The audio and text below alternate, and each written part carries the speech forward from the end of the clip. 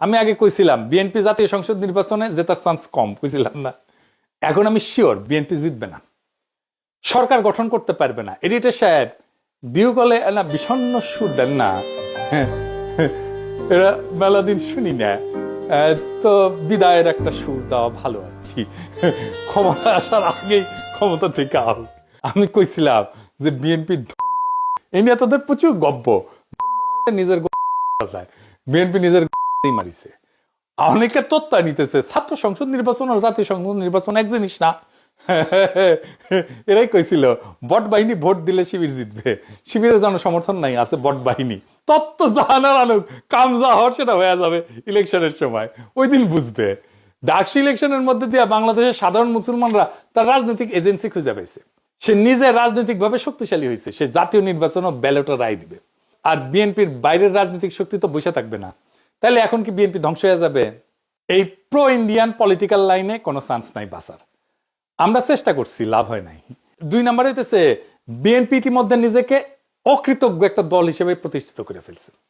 জামাতের সাথে জোট করে এতদিন রাজনীতি করে সে জামাতের সাথে যে আচরণ করছে, আবার আমাদের সাথে এই হাসিনা বিরোধী আন্দোলনে আমাদের এত বেনিফিট পাইছে, আমাদের এত সাপোর্ট পাইছে, এক সময়কার রাজপথের সহযোদ্ধা তাদের সাথে যে আচরণ করছে, তার সাথে কোনো রাজনৈতিক দল কোন ইন্ডিভিজুয়াল ঐক্য করবে না।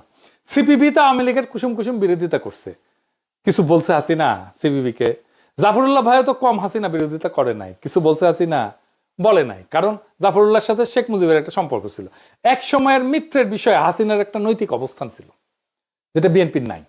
বিএনপি এই ক্ষেত্রে আওয়ামী লীগের চাইতেও খারাপ, সে রাজনৈতিক বিরোধী থেকে ব্যক্তিগত শত্রুতায় পর্যবসিত করে। তাই বিএনপির আশা আমাদের ছাইড়া দিতে হবে। বিএনপি একটা সিংহ, কিন্তু দুর্বল সিংহ, এইরকম হারুপাট্টি, যতগুলো ইলেকশন করবে সবগুলো হারবে। জাহাঙ্গীরনগর ইলেকশন নিয়ে কি কাণ্ডই না করলো দেখেছেন তো।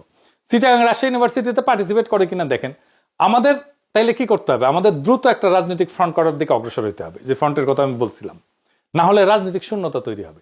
এই ফ্রন্টের আদর্শিক নেতা হবেন জিয়াউর রহমান, তার রাষ্ট্রচিন্তা। বিএনপি কোন ঠাসা বা নিষ্ক্রিয় ট্রু ন্যাশনালিস্টরা তাদেরকে একটা স্পেস দিলে তারাও চলে আসবে দলে দলে। বিএনপিতে সত্যিকারের পলিটিক্যাল ট্রেনিং আছে, রাজনীতি করে আসছে, এরকম লোক গুরুত্বপূর্ণ পজিশনে নাই, পলিসি মেকিং এ নাই। থাকলে হাসিনা উৎখাতের লড়াইয়ে সেই বিএনপি নেতৃত্ব দিত, পারে নাই নেতৃত্ব দিতে। মুসলিম লীগ থেকে জন্ম নেওয়া আওয়ামী লীগ জয় বাংলা হয়েছে, আর এক দল জয় বাংলা হওয়ার পথে।